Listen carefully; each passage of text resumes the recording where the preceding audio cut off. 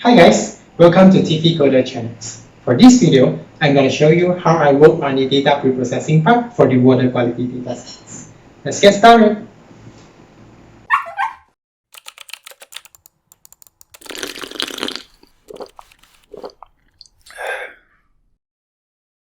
Hi guys, thanks for watching my videos.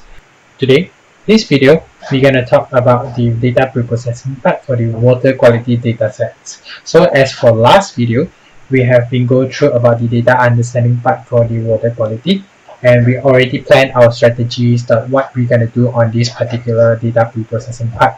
So yeah, let's get started. Okay, first of all, we gonna open up our Anaconda prompts, and we're gonna navigate to these particular folder directories.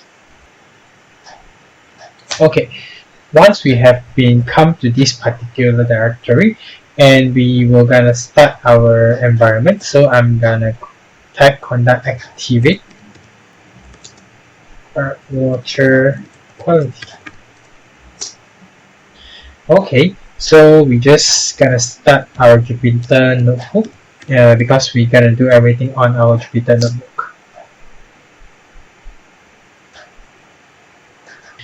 So once we have been started the Jupyter notebook, then at this particular directory we can create a Python notebook. Then we're gonna name it as data preprocessing.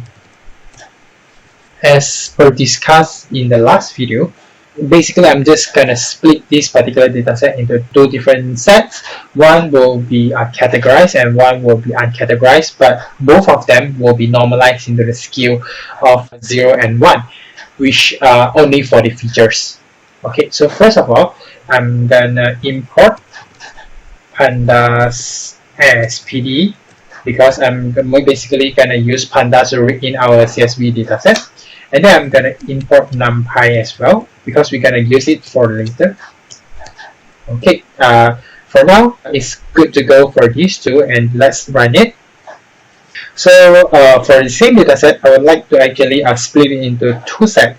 Instead of split, I will read it two times, right? As two different variables. One will be, I will say df1 is equal to pd.read CSV. And then I'm gonna put in the name of the particular data set. Water, let's have a look. Water portability. .csv. And then for df2, also will be the same thing. I'm just gonna copy and paste it.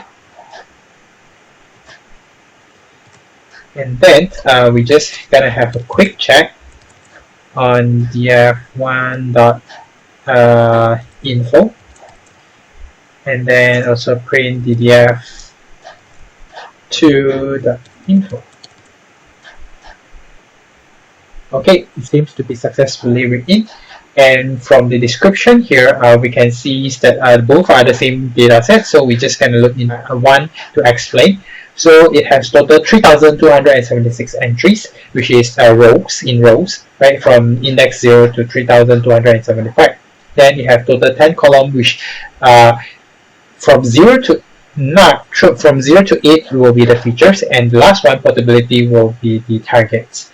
So same for this, and for the pH features, sulfate, and also the trihalomethanious features, they have some missing value because out of 3,276 there are a few hundreds of missing, but we can see that trihalomethanious only have 160 something values are missing.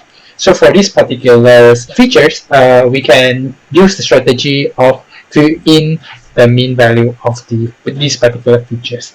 So same for this particular data frame as well. So yep, first of all, we just gotta fill in the mean for this particular feature first for df1 and df2. Okay, how I'm gonna do it will be df1, then trihalomethanious. I'm just gonna copy and paste it, and then let's go to df1 dot the same thing, and then dot fill NA with df dot trihalometaneous dot min. Okay, same for the df2. I'm gonna do the same thing. And this we are just gonna put in this instead. Yep. df2 dot trihalometaneous dot fill NA, and then this is df1, this is df2. Oops, so this should not be a dot. Trihalometaneous dot, and then we're gonna just print again both dataset info. Print df2.info. So you can see that this particular trihalometaneous feature have been filled up with min value for all the now cell. Then it already matched with the columns of 3276, same for df2. Okay, so once we have successfully filled in the min value for these particular features, so the rest, because the rest of feature is the pH and also the sulfate. These two have quite significant amount of missing value, which is not an ideal way to actually fill it with min value. Instead, we just gonna drop all the rows that these particular two features are now.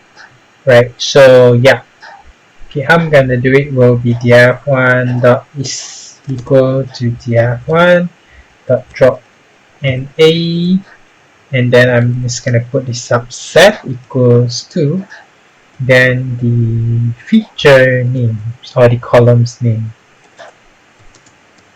So first one will be the pH and the second one will be the capital sulfate.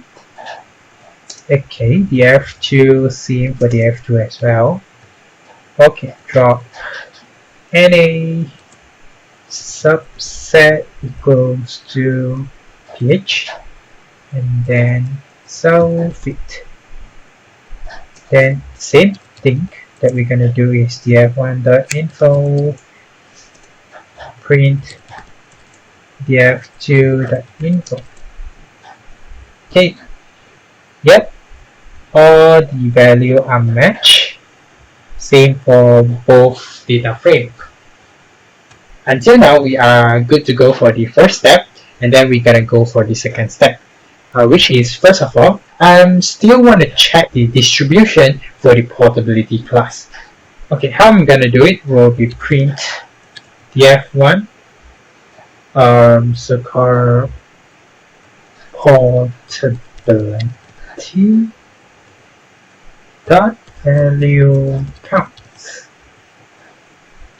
Okay, I'm just gonna skip the df2 because it's just the same thing. I'm just want to check the value counts of the portability class, right?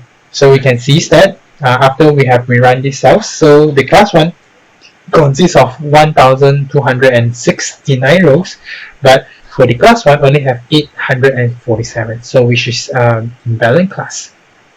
What I'm gonna do is I'm gonna use the SMOTE technique to fill up the class 1 rows to match with class 0, which is 1269. So yeah, let's go into how I'm gonna do it. First of all, we're gonna import from imblearn over underscore sampling import SMOTE. Okay, so for next, what I'm gonna do will be split out the features and also the target for df1 and df2 because we're gonna do both data frame at the same time. So I'm just gonna say it as x1 will be df.log I will say all the rows and the column which is df1 dot portability, which is not equals to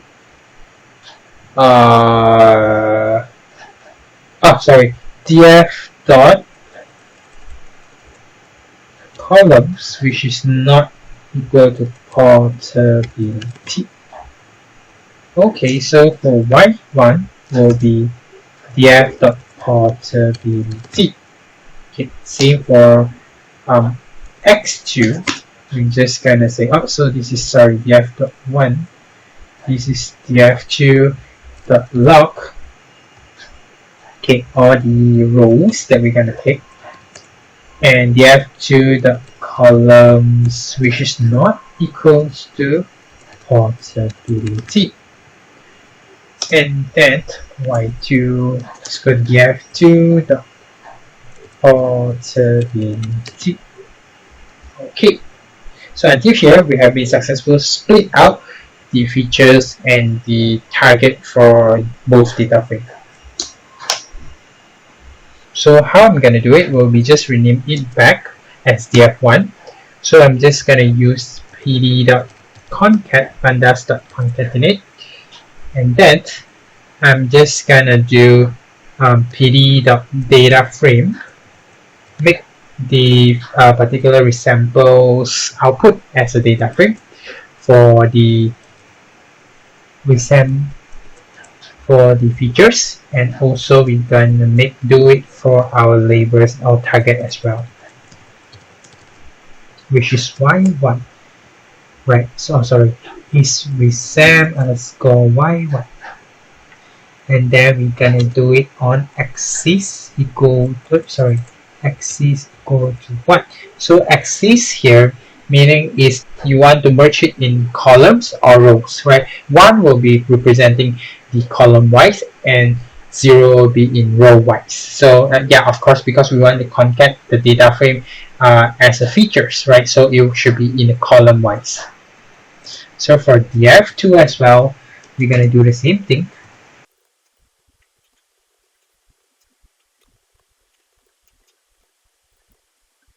Okay, until now we are good to go. So what I'm gonna do next will be just print out the new created data frame or upsample data frame and check whether the portability class value accounts have been successfully upsampled. So it should be a functions. Print df2, same for df2 because we have two different data sets that we can work on it. The value counts. Okay, let's run this particular cell. Yep, so we can see that our class distribution are balanced. So both of the classes is 1269, same for data frame 1 and data frame 2. Okay, so for the next step, which is we're gonna focus on only data frame 1, which we're gonna do categorizations for based on the explanation for the last video, which is data understanding part. So let's start with the first columns first. So based on this particular data set, so yep, this is some things that we're gonna work on it. For the first one, which is started with pH value. So as per description from the kaggle, okay, we're gonna go for this. So yep, the pH value. So anything that fall between 6.5 and 8.5 will be considered as a normal range or neutral range. So anything less than 6.5 will be too acidic, and anything above 8.5 will be alkaline, right? So we will base on this and come back to here. Then we just gonna see the values that are less than 6.5 is acidic. So values that are more than or equal to 6.5 and values that are less than or equal to 8.5 is neutral. Then values that are more than 8.5 will be alkaline. Okay, so we're gonna do on the F1 only. So the F1, we just gonna specifically target for pH.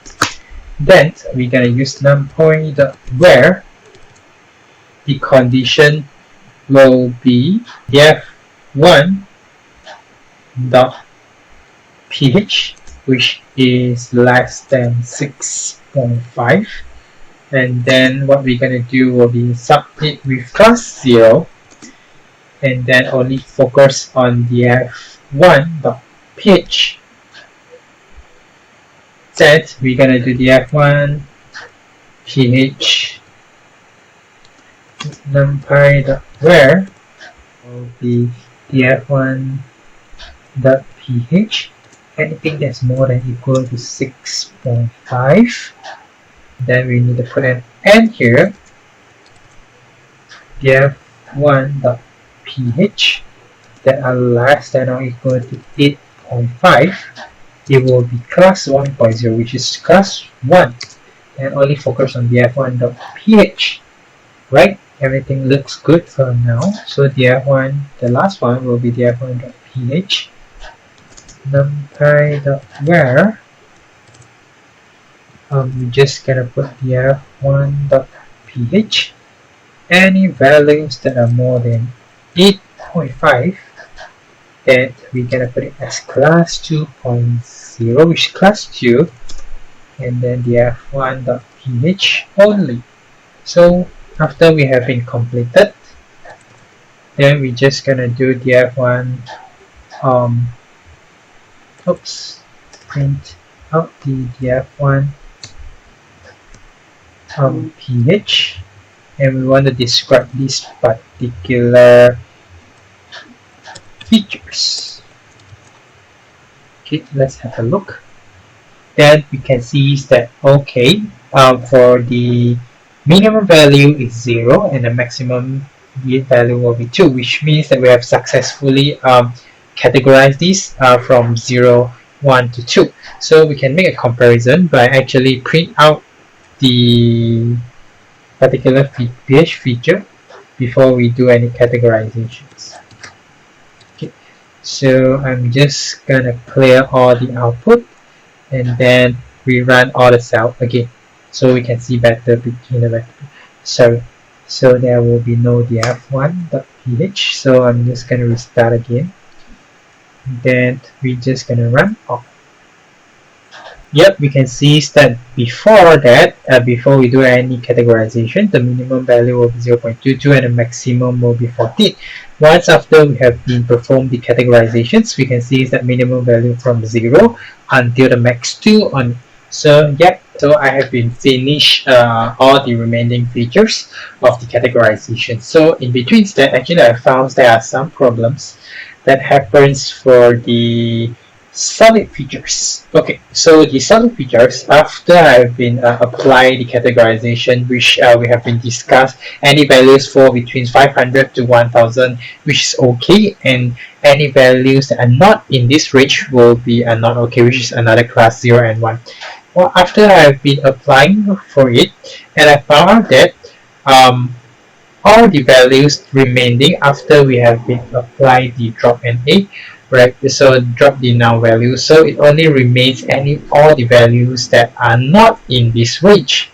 So there's no point that actually we do categorization on these particular features because it's only have one classes which is all 1.0. It doesn't contribute any patterns to the machine learning model training. Same for the self-weight, like what we have been explained in the last video, which is data understanding part.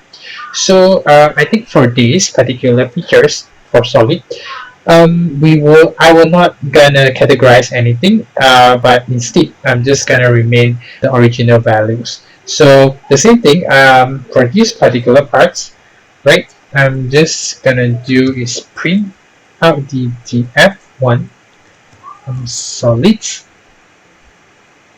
dot describe, right? Same like the sulfate. So yeah, for this I'm just gonna clear. I will start all the output, and then I'm gonna run all once again. Yep, we're just gonna remain the original value with untouched. Same for the sulfate. Okay, until here, I think just gonna just gonna have a quick look of what have been done. So everything will be just the same like what I've been done for the pH.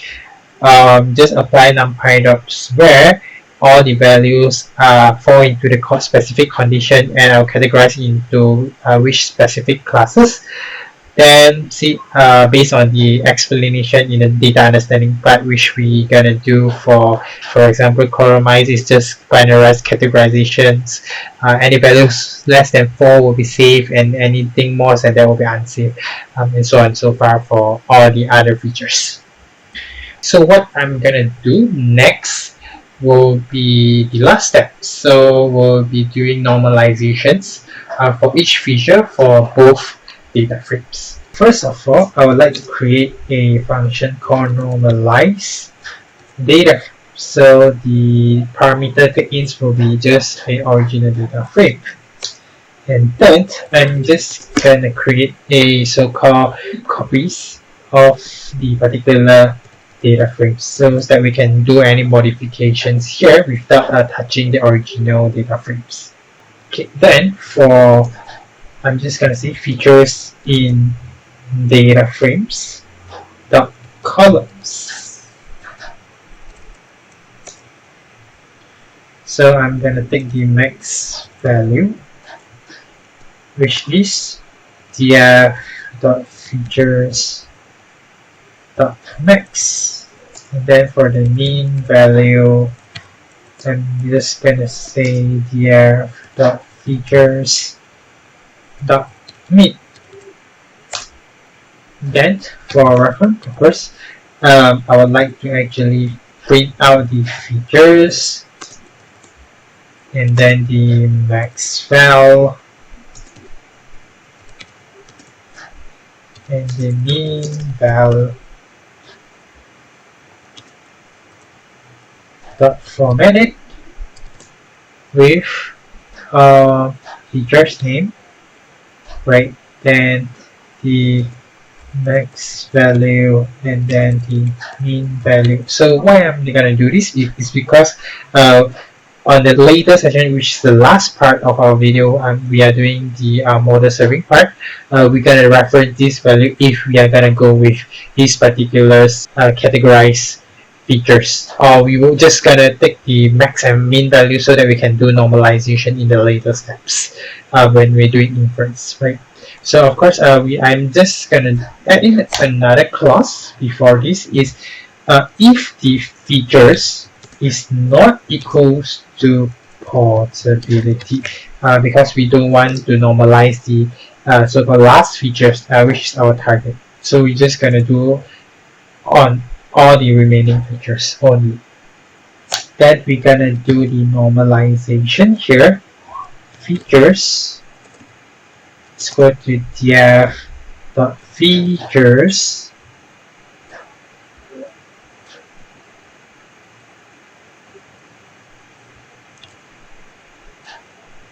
minus the mint value, and then divide by max value minus mean value. Okay, so this is how we compress the particular feature in the scale of 0 to 1. Okay, so once we have been successfully compressed every single feature, so we just want to return the output. Okay, so we just gonna do this for df1 and also df2 at the same time as well. So normalize df1 and then df2 normalize df2. Okay, so we just gonna print out the df1.if 5 just to check the first 5 rows to check whether the modification have been successful. Yep, so after we run this cell, so we can see that everything is compressed into the scale of 0 to 1, and same for the df2 as well. So it's in the scale of 0 to 1.